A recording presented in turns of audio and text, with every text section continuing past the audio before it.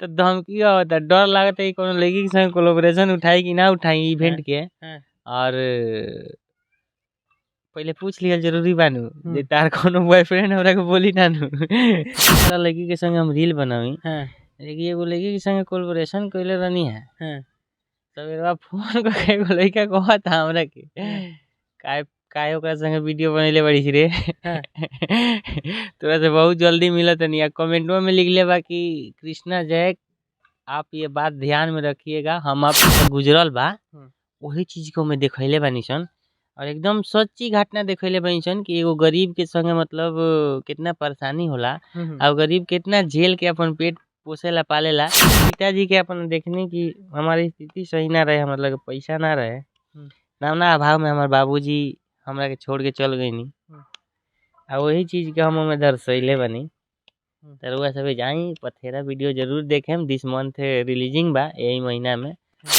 अखिया के दोष बा कि दिलावा के दोष बा, कोई निज प्यार तोहरा से टूटल भरोसबा। अखिया के दोष बा कि दिलावा के दोषबा। तो चलिए नमस्कार दोस्तों, अभी हमारे साथ एक बार फिर से कृष्णा जी जुड़ चुके हैं और आज हम इनसे कुछ खास बातचीत करेंगे क्योंकि कल एक इनका इवेंट था और उसमें पूरा ये धूम मचाए हुए हैं। सबसे पहला सवाल हुआ, बहुत 2 घंटा लोग वेट किए उसके बाद पहुंचे वहाँ पे, क्या कारण था? लोग जानना चाहते हैं और रील्स स्टार पूरा पागल हो गया था आपको देखने के लिए। सॉरी जे भी भैया जी रहमी, सभी भैया के दिल से धन्यवाद बा। और लेट के कारण बा जाम।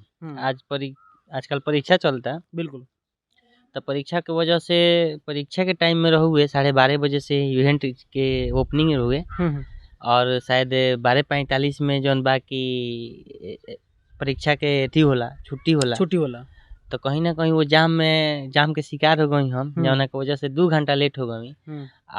गोपालगंज गई फूड जॉन किंग में, मतलब अच्छा से भहुए, जौन कुछ भी भहुए अच्छा भहुए। और ये जैसे कि बहुत सारा लड़की के संग हम रील बनावी, लेकिन एगो लड़की के संग कोलैबोरेशन कइले रहनी है।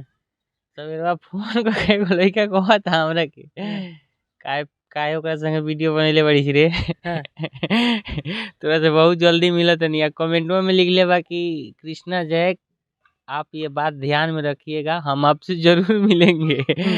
तो धमकी होता, डर लागता है कोनो लड़की के संग कोलैबोरेशन उठाई कि ना उठाई इवेंट के। और पहले पूछ लिया जरूरी बानू जे तार कोनो बॉयफ्रेंड हमरा के बोली ना नु मैंने डरो बा अंदर, लेकिन पूछलो जरूरी बा। हमरा हम अपन गाना रहे तो हम गाना के हिसाब से हम ओकरा के अथी कही। बिल्कुल हैं, हम थोड़े को अथी करे कि भाई हमारा तरह से प्यार बा होई बा हुआ, वैसे कोनो तो मतलब बा ना। हमरा गाना अगर कलाकार बड़ा तो हमरा जरूर हम सपोर्ट करम। हम कोलैबोरेशन उठेले सवेरे फोन आई रहला। खैर बात में कुछ ज्यादा कुछ नहीं खे, लेकिन ये बात बता देनी है। अच्छा, इहो मने देखा जाला कि कृष्णा जी के मतलब को ना हमेशा कब केहू धमकी दे देला तो कब केहू गाना उड़ा देता, मतलब कृष्णा लोग अपने आप के कमजोर समझनी। ना ऐसा कोनो बात नहीं है, गाना उड़ा दी अथी कर दी तो का एक दी एगो गाना उड़ा देला से केहू किस्मत थोड़े लेके चल जाई। आज हजारों गाना बनते है तो एगो गाना पर के निर्भर बा, केहू नहीं है।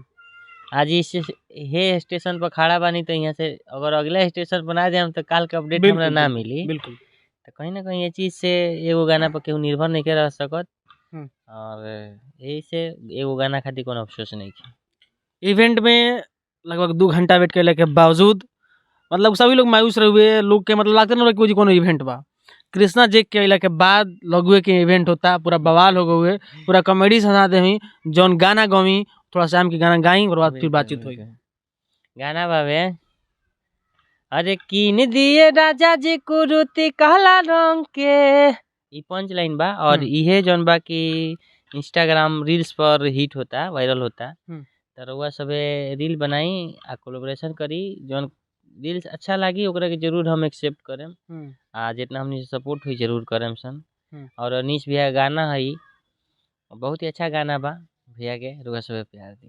कोलैबोरेशन एक्सेप्ट करके कहता नहीं फिर धमकी मिल लगी तो ना तो हमारे से कोनो दिक्कत नहीं है। दिक्कत ऐसे नहीं है कि हम हजारों लड़के के साथ हजारों लड़कियों के साथ कोलैबोरेशन करते हैं। बिल्कुल, स्पेशल तो किसी के साथ हम ऐसा नहीं करते हैं कि आप ये बात कहिएगा। बिल्कुल। अगर आपको ज़्यादा दिक्कत है तो जो लड़की हमारे साथ वीडियो की है उससे आप कहिए कि आप क्यों कृष्णा के साथ वीडियो किए हैं, आप खेसारी भैया के साथ कीजिए, पवन भैया के साथ कीजिए, कृष्णा भाई के साथ क्या कर रही है। ये चीज़ आप उनसे बोलिए, हमको उससे कोई दिक्कत नहीं है, हम अपना काम करते हैं और बस काम ही करेंगे। कृष्णा जैक को देखा गया था प्रमोद प्रेमी जी के साथ में, क्या कुछ बड़ा होने वाला है इस संबंध में इस नए साल में?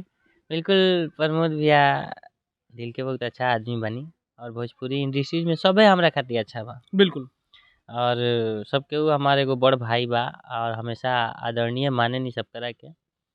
और प्रमोद भाई से भी बहुत अच्छा मतलब लगे कि भैया हमरा के प्यार देनी और ये चाहिए प्रमोद भैया, थैंक यू। आप ऐसे ही एक छोटे भाई को प्यार देते रहिए और देखिए आगे क्या होला प्रमोद भैया के संगे। बहुत सारा एल्बम में आप काम कर रहे हैं, सबसे बेहतर अभी तक ले आप जितने भी एल्बम में काम कर चुके हैं, सबसे बेहतर और सबसे मतलब कि अच्छा क्या लग रहा है इस एल्बम में काम करने के बावजूद? अभी लग रहा है कि मैंने पहले एल्बम में काम कर रहे हैं।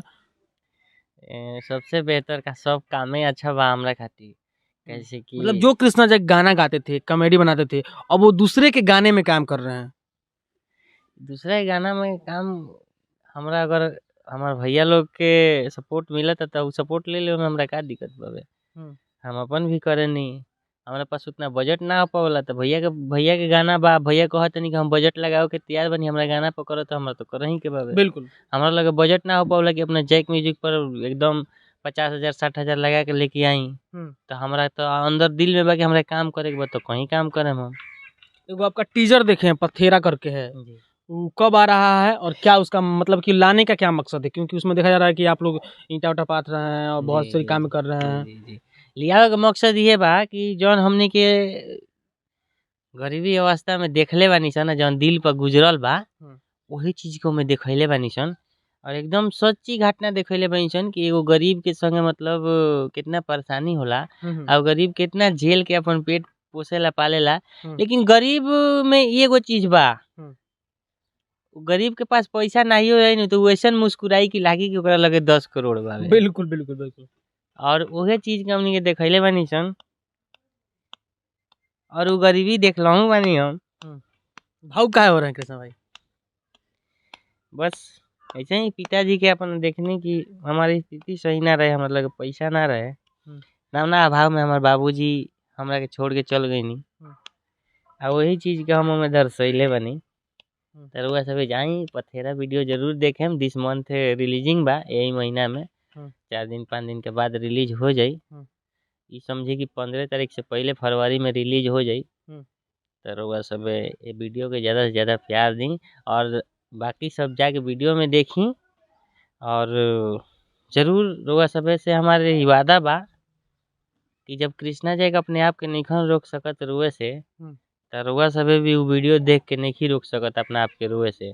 ये हमारे एकदम वादा बावे और वादा के साथ कहते नहीं कि ये वीडियो के हम बहुत दिल से बनैले बनी, लेकिन रुआ सब लास्ट तक जरूर देखें तब जाके कहानी रुआ सब के समझ में आई। और कमेंट में जरूर बताएं कि हाँ हम यहाँ से इंटरव्यू देख के तहार ही वीडियो देखा तनी, हमारा बहुत खुशी हुई।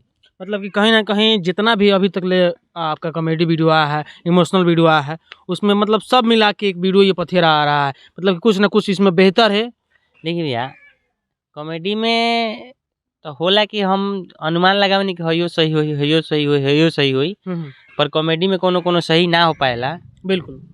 लेकिन जौन इमोशनल करे नी तो एकदम पक्का बा कि उ सही बा। जैसे हमारा लॉकडाउन देख ली, बर्बाद जिंदगी देख ली, अमलेटवा के प्यार देख ली, जितना भी इमोशनल बावे, गरीब के दीपावली देख ली, जितना भी इमोशनल हमार कहानी बा एकदम अपन रियलिटी रखे नी, जना के वजह से रुआ सब के प्यार मिलेला, रुआ सब के भर भर के कमेंट मिलेला।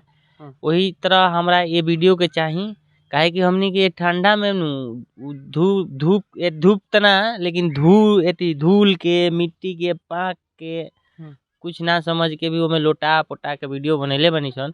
और वह सब के देखे के मिली ई वीडियो कम से कम नहीं बनल ते ऊपर 20 दिन लागल बा वीडियो बनावे में। अगर ये वीडियो के प्यार ना मिलत तो कृष्णा जैक के दिल टूट जाई, जंगल लड़की के बड़ी टूटेला। बिल्कुल, काहे ना रुआ सब के प्यार मिली, रुआ सब के प्यारे खातिर नु इतना उम्मीद लगा के 20 दिन शूट कइले बानी, तो रउआ सब जरूर प्यार देम, ताकि 20 दिन का ऐसे बढ़िया वीडियो लेके आई। अब बहुत जल्दी हमरा वीडियो में नया चेहरा देखे के मिली। अच्छा, बहुत जल्दी अभी खुलासा करते नहीं जी, हमरा वीडियो में नया नया चेहरा देखे के मिली। जे भी कलाकार हमार भाई लोग उभरता ओकरा के जरूर मौका देम हम काम करे के अपना टीम में। रउआ सबे के अगर प्यार रहो तो बस कृष्णा जय के लागे कि चाहिए कि वो भाई के अंदर कलाकारी बा। हम खुद खोज के लिया लेम अपना टीम में काम कराएं। एक गाना आपका बहुत ज्यादा सेट सॉन्ग उस समय वायरल हुआ था, चाहेंगे कि थोड़ा सा हो जाए उसके बाद फिर बातचीत होगा। जी, गाना हमेशा गावत रहे नी। हाँ। अखिया के दोष बा कि दिलवा के दोष बा, कोई निज प्यार तोहरा से टूटल भरोसबा, अखिया के दोष बा कि दिलवा के दोषबा। क्या बात है, होली आने वाला है, होली में क्या कुछ होने वाला है? होली में भी हमारे गावत हवे सबके मजाक करो। हम होली में कुछ अलग लेके आए, वो सब जरूर देखें। जैक म्यूजिक पर आवत हवे, बहुत ही बवाल सॉन्ग आई, हमरा आवाज में आई, हमरा जैक म्यूजिक ऑफिशियल से आई, और वो सब के बीच में एगो अच्छा कंटेंट आई, होली में देखे लायक कंटेंट आई। आखिर में क्या कहेंगे चैनल के लिए? बस रउआ सब भैया के चैनल के लाइक सब्सक्राइब शेयर करी, और यहाँ से जौन कुछ भी दिखावल जाला एगो सच्चाई चीज़ दिखावल जाला और मेहनत करके दिखावल जाला। ई ना कि बना के ना, भैया के अगर 100 किलोमीटर 150 किलोमीटर जाए के पड़े रउआ सब के बीच में वो खबर लियावे खातिर तो जरूर जानी, और रउआ सब के बीच में लेके आनी। तो रउआ सब चैनल के लाइक सब्सक्राइब शेयर करी और ढेर सारा प्यार दी। Love you.